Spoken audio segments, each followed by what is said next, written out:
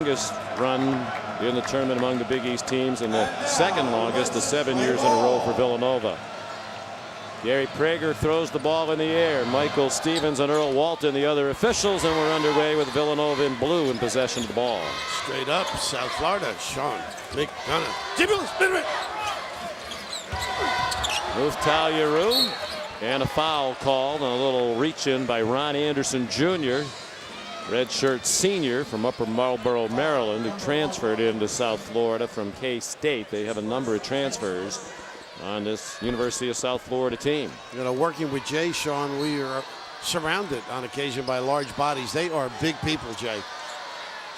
They do a good job. They're physical defensively, but they play out to the three-point line, do a good job of staying in front, and their help side is really good. Muftal from the elbow, kept alive by Maurice Sutton, and it'll be South Florida ball. Important for Villanova to play the three-point line, I think, well against this team. Nice ball movement to run selfish. They're not afraid to run the clock down. And they've got to do a good job on Anthony Collins, the freshman. This is Collins, the point guard. Out of Houston, Texas. His brother J.D. Collins, Big East fans will remember, played at West Virginia. 15 already without anything. No, they take it down to the end of a clock. That's quite a pick. Comfortable late. And no panic at all with the shot clock under 10. And that's the formula. If they could execute like that all night, it would be a perfect execution of the script. Victor Rudd Jr., the bucket. One bounce threes on occasion. They kick to him. What'd you say today? The X Factor, right? The Rudd is a highlight film. Waynes missed a three. These two teams met first round of the tournament here last year. Count the bucket and a chance for a three-point play as Rudd has all 5 points. Man, that's just not good. Being set, facing the ball, not good. Wildcat defense, but nice give by Collins. Spotted the sprint, and Rudd, nothing but a junior on that one. That's a terrific move. Well, Maurice Sutton can't get caught on the high side of the post there. He's got to get down along the baseline and be there to take a charge. Rudd from Los Angeles, another transfer. He sat out last year after transferring from Arizona State. Took advantage of that year off to add about 20 pounds of muscle in the weight room. We've got some lockdown defenders too. Robertson guarding. Yeah, he's good. Cheek. He's one of the better defenders, individual defenders in the Big East. Waynes popped out, rebounded by Augustus Gilchrist. That one wouldn't go for Rudd Jr. Anderson Jr. got the rebound. And they both do prefer the junior on the end of the last name, so we're happy to oblige. So it can be painful if they get offensive rebounds. They're going to hold it and get good ones. Gilchrist another miss. Here's Waynes trying to push, and he got chopped down by Anthony Collins. First foul on the freshman, one of 7 players named to the Big East All-Rookie team this year. Did you know Stan when he was with Izzo? I did. That's where I first got to know him. Stan Heath spent 5 years as an assistant at Michigan State under Tom Izzo. Does run a few of the things, Tom. Not as formatted, though. Would you agree? A little bit different. They certainly did change the way they played. They did not play quite this way last year. They modified the way they play in order not only to survive, but to win games in the Big East. I mean, to win 12 games is quite an accomplishment. Pick and pop, but a big fella. Giroux got him on the board more than 2.5 minutes in. Villanova losing both games to South Florida in the regular season. Scored in the 50s both times. Lost at home at the Pavilion for just the second time in 53 games. USF beat them 74-57 in early January, and then the Bulls won again in Tampa by 14, 65-51. In February, Gilchrist the first bucket of the ball game for the Bulls, his first. So much interference in that lane, running screens. Yeah. When they curl around the big guy, that was a great bucket. Tough shot for Cheek. with Robertson, that excellent defender, contesting. Great start for the University of South Florida. 12-6 in the Big East during the regular season, but most believe they are still a bubble team. Might have to do more to earn their way into the dance. Rudd Jr. the dunk, and Jay Wright's seen enough of this. Wow, he may have ruined the net. 8 of their 10 points. What were you saying about him, Jay? A highlight film. Yeah. Especially when you give up middle. Yeah, you got to close out and take away that straight line drive middle. And no support either, huh? He averages 8.4 points per game, so he's almost to his average already. Javon Pinkston off to James Bell. He was fouled before he traveled. Pinkston really getting guarded differently now that people have seen his game, how versatile he is. They're bringing a double to him. They're guarding him with their better, with their better defenders. Yeah, he's got to adjust. As you might expect, wow, a terrible pass by Pinkston. Picked off. Here comes Rudd again, adding to his highlight reel. It's 12-2, 4 minutes into the game. And this is not great defense. It's just inferior offense. Yeah. It was just a horrible pass. So he's in double figures in scoring. We mentioned they don't have anybody for the year averaging in double figures per game. Rudd a rebound of a Wayne's miss. They are the only team in the Big East that does not have a player, at least one, averaging in double figures, but they do have 6 players who average 7 or more points per game. A well-rounded team, and boy, did they guard. Force Wayne's into a tough shot. You're not going to get anywhere with that chuck and duck. Robertson's pass was blocked, and there's Wayne's missing a layup. Cheek kept the rebound alive, but hitting the floor was Collins to get it ahead to Rudd Jr.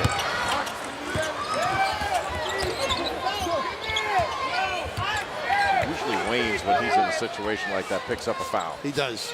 He's able to draw one. Pretty good reaction defensively. Rudd is on fire here. Short with the layup that time. Bell sent it ahead to Malik Wayne. Now tough layup blocked by Collins and rescued by Anderson Jr. We're really going to have to run some great stuff against this team. Suffocating defense. Wayne's 0 for 5. Came in averaging 24 points per game over their last 3. Tough angle there, huh? Tough delivery. Well, you get opportunities in the open floor. In a game like this, you've got to take advantage. This is a gift from heaven. And speaking of heaven, a guy who can elevate and touch the stars.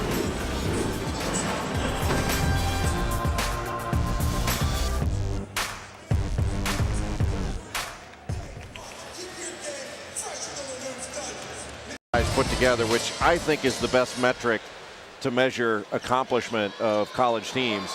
It has them in the 60s, and that's outside where you want to be. I think they're right there, but I think they have to win this game. How about this as a factor? They started the year 6-5, played without Juwanza Poland.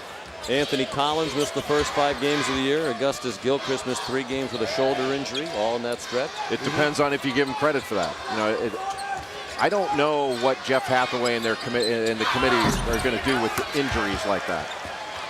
ODU, VCU, of course, good teams, but tough losses. Auburn away.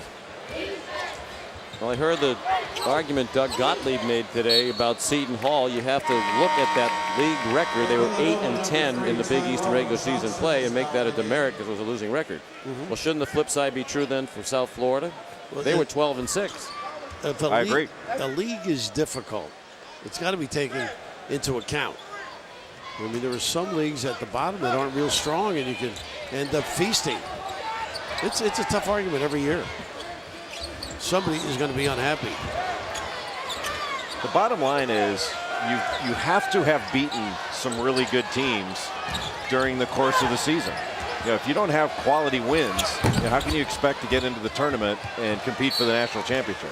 You know, everybody at the end of the line on the bubble is going to have lost games. You have to prove you can beat somebody.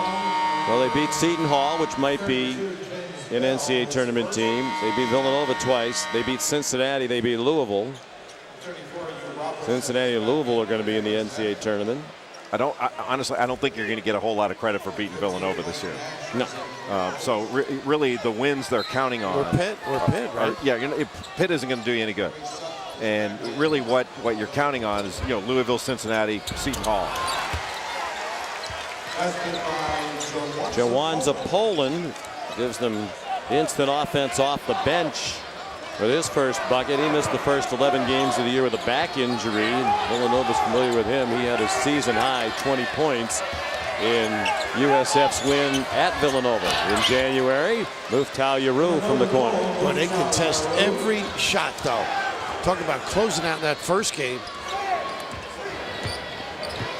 Villanova had better get some stops, because this pace is exactly what South Florida wants. And Nash, the backup point, did a pretty good job when Collins was injured, Sean. He did. Matter of fact, Collins was injured in the win at Villanova. Got a concussion in that game. Played only in the first half. They still won by double digits without him. Robertson the bucket. Blake Nash came in, had 12 points against Villanova in that game, which was 2 shy of his career high. Had 6 assists as well, which was a career high against the Cats. Well, they can shoot it, but they also can attack. Robertson's one of those guys who can attack the rim as well as the perimeter people. Yaru fouled. Gilchrist thought it was pretty good defense.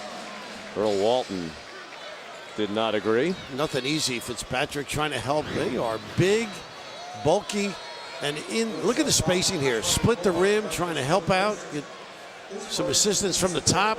That's pretty good coordination. I don't know why Fitzpatrick didn't stay right under the basket and in the middle of the lane. Why he left there, because he started there, and you'd think when Yaru made that move, he would have come to the ball.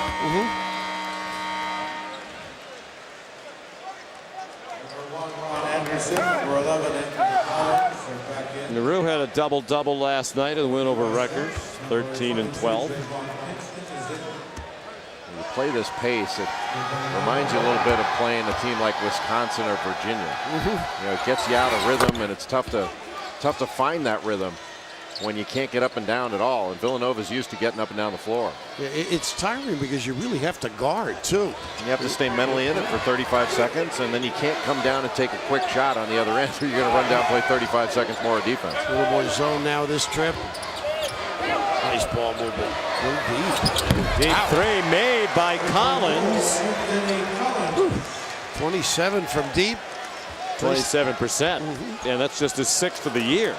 But you get that much time. I mean, that was a set shot that he let go basically from his right ear. That's my ear shot. That shot looks like how you learn when you first learn how to shoot. When the ball's heavy, you kind of have to put it up there. Hank Lucetti. Kingston from the corner. Wow, Robertson skied for the rebound, the 6'6 senior.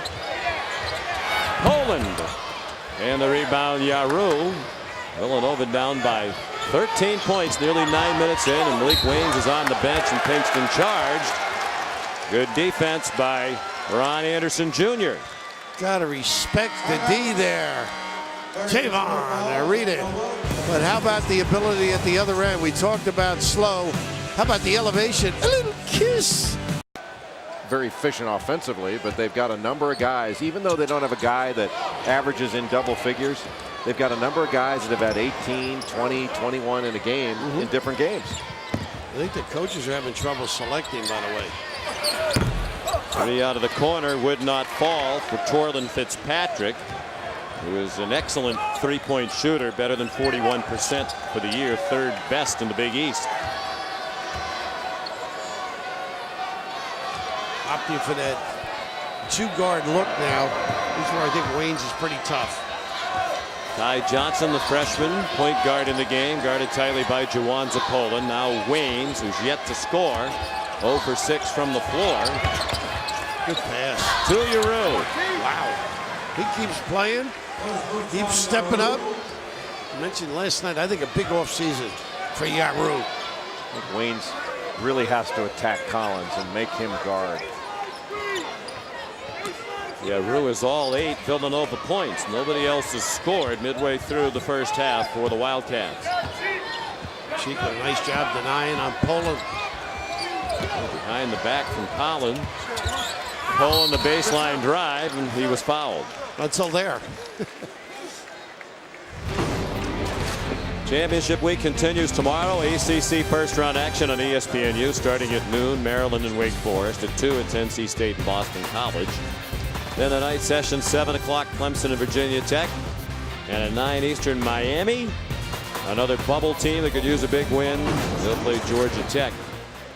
Of course, that's a game they should win. You wonder how much credit they'll get even if they beat them. We keep talking about bubble teams. By the way, Joe Lunardi has just updated his bracketology, and he now has Seton Hall out and replaced by Texas among the last 4 in. Of course, Texas still has its conference tournament to play. Now, does that change if Texas happens to stumble? I would think it would. But I agree with Rick Pitino. Poland made the free throw and goes out. Rudd Jr. back in. I mean, Joe every year has it just about right. I mean, most of the time he's either right on it or 1 or 2 off. So if you're one of those teams on the bubble, if he has you in, you have to feel pretty good about it. If he has you out, you have to be really concerned about it because he's right most of the time. Thinks they're having trouble with that solid defense on the block. They're being so physical with him. Corey Sutton traveled, changed his pivot foot. USF ball. You're going to have to get it done on the other end. It's going to be a real struggle scoring, particularly in the half-court set. You've got to get some easy hoops if you're Jay. Problem is generating those. You're not going to be able to get it off the backboard and beat him down the floor. That's the way you can do it if you come up with those and quickly turn them the other way. But getting it off the D is one thing, but if you're forced to play half court against this team, I don't know. They're standing people up, harassing passes. You got to move. You know, there's a lot of standing around, and then the guy with the ball makes an individual move. Moving Pinkston out, I think, is a good move too. Wow, Ty Johnson, air ball, just a heave from beyond the arc. They didn't even run the stuff they were setting up to do. Just a little horn set and then a fade screen off of it, and Johnson pulled the trigger and wasn't even close. Now you got to play 35 seconds of defense again. You know what else is impressive about this season for the University of South Florida? They played all of their home games away from home. The Sun Dome, their home arenas, been undergoing $36 million in renovation, so they played downtown in the arena where the Tampa Bay Lightning play, and that can be difficult. And that can be difficult to keep in front. Wow. They're giving that to South Florida. Now the officials are conferring, and the ball goes to Villanova. That seems to be the right call. Now, how could one referee say it got tipped and the other one come in and say it wasn't tipped?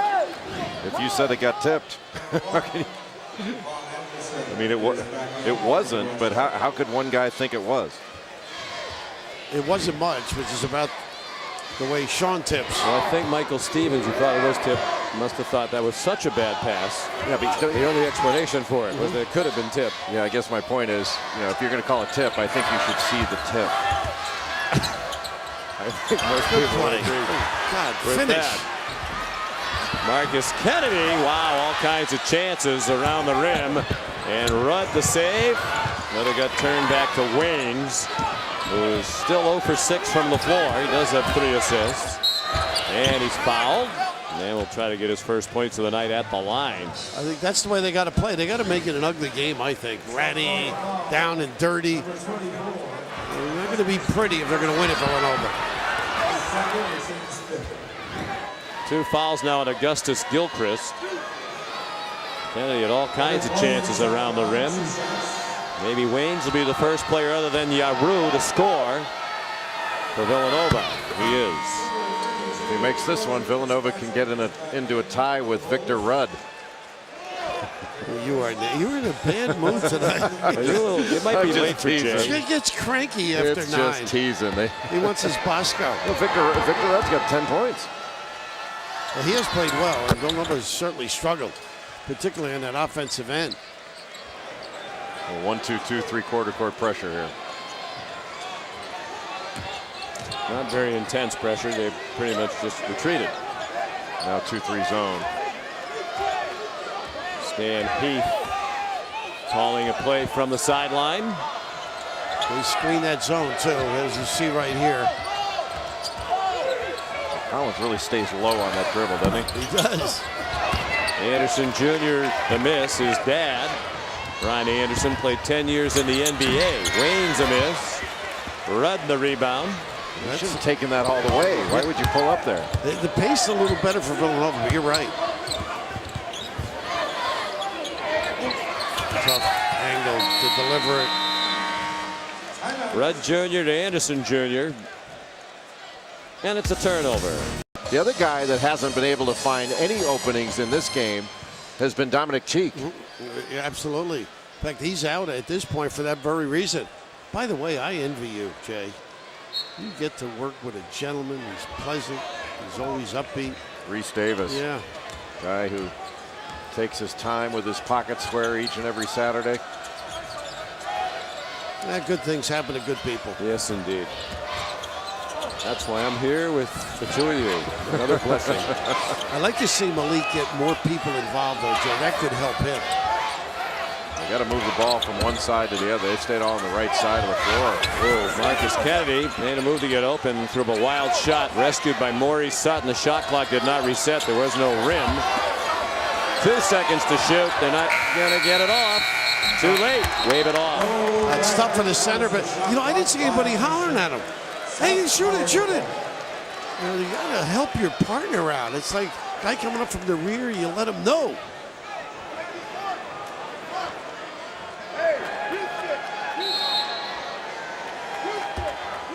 University of South Florida has held each of its last 8 opponents to less than 60 points. And they've held all 8 of those teams to at least 19 points under their season scoring average. They're relentless. Nice single-double. They run some nice things, though. Look at this shape up. Open. You got to. Pinkston, nice pull-up by the redshirt freshman, Javon Pinkston from Brooklyn back here in his hometown. Smart, huh? Learned his lesson. Bowled over the defender earlier. Well, he broke contact and got around in front of Anderson. Anderson did a nice job of ducking in. Looked like he was wide open. Oh, is that pretty? He's got a great floater. In that Jeremy Lamb category. And then foul on the rebounding activity on Ron Anderson Jr. His second. Solid play. He's such a skilled player. Big and strong. He can step away from the basket, shoot it, drive, and then go down the low post as well. I think earlier when we had him against UConn, there's a part of his game that reminds you a little bit of Mark Aguirre. You did say that. He's nowhere near as good. I mean, Mark not Aguirre as big, right? Hall of Fame caliber player. Not as tall, maybe. No. Either. Offensive foul called against Waynes. His first. Great position. Little challenge at the point position. Maurice Sutton is back in. He replaces Muftawi. Last night, Waynes had the big night, 28 points. 5th time this year he's had 25 or more in a game. 2nd game in a row. He had 26 in the regular season finale against Cincinnati, but only 2 free throws tonight against the best scoring defense team in the Big East, and 8th in the nation in points allowed per game, South Florida. Villanova gotten a little tougher defensively. Nice little fake and recover. Gilchrist, air ball. So here comes Nova down by 9. For as much as it has struggled at the offensive end, they're obviously very much in the game.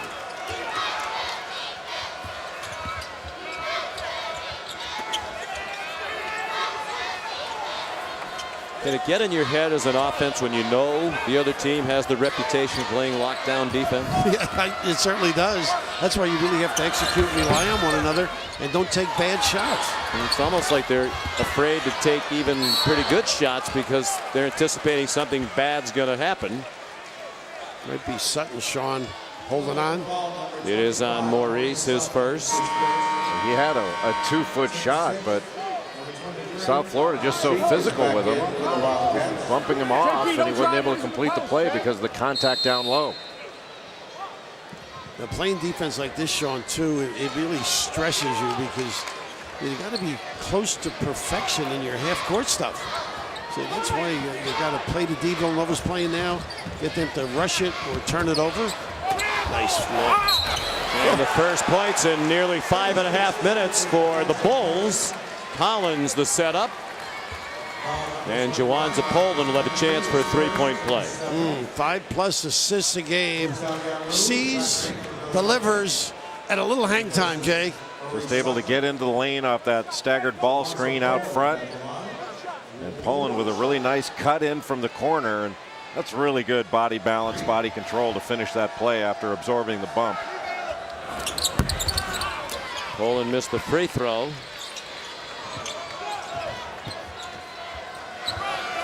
I don't think Villanova's going to get to 20 by halftime. But they just, the pace is a deterrent as well. They're having trouble getting organized in the set.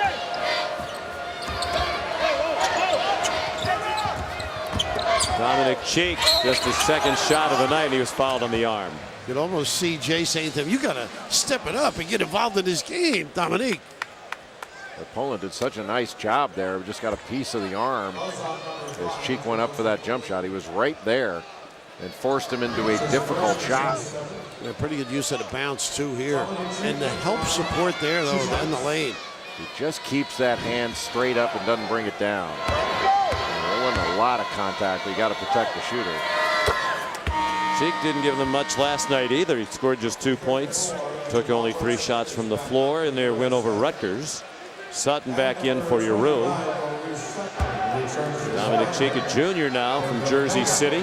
McDonald's All-American at St. Anthony. He's got to use his quickness in this game because South Florida bigger and stronger. They can be physical with them. You're making it. You can change the look. 1-1-3. They're just dropping back. Looks like into 2-3 zone. Why even bother doing that? Just to slow the advance. To slow a slower you really team want to make down. them slower than they are already? You like the Trotters, huh? Yeah, they're helping them do what they clearly intend to do anyway. Well, it's good. You're getting them to be better at what they like to do. You are tough. Under 10 to shoot. Boy, he stays low. Oh, goodness. Pass deflected by Kennedy. Waynes with Rudd hustling back, fouled him.